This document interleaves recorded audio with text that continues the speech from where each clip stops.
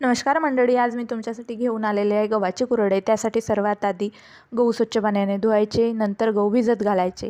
4 दिवस भिजत घालायचे, रोज त्यामधलं पाणी बदलायचं।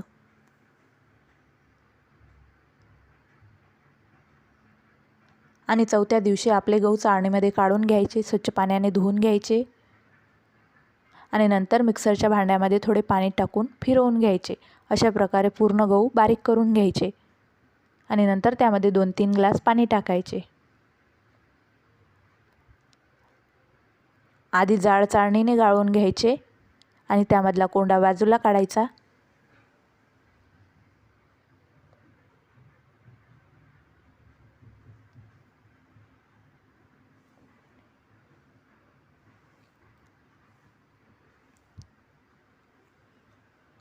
नंतर बारीक चाळणीने गाळून घ्यायचे। बारीक चाळणीने गाळल्यानंतर डब्यामध्ये भरून 1 दिवस तसेच ठेवायचे, त्यामुळे पाणी वरती राहील आणि चीक आपला खाली बसेल।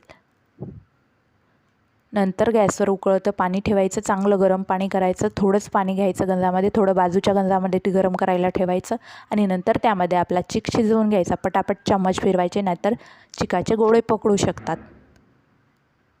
अशा प्रकारे चीक शिजवून घ्यायचा।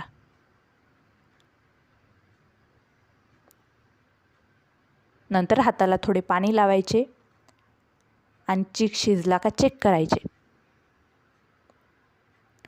हाताला चीक चिपकत नाही म्हणजे आपला चीक झालेला आहे। नंतर कुरडईच्या साच्यामध्ये भरून घ्यायचे, ओला कापड करून अथरवून घ्यायचा आणि त्यावर आपल्या कुरड्या टाकून घ्यायच्या।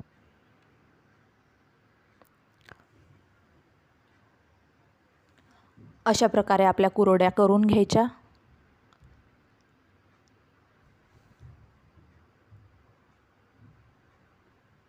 कडक ऊन द्यायचे 2 ते 3 दिवस।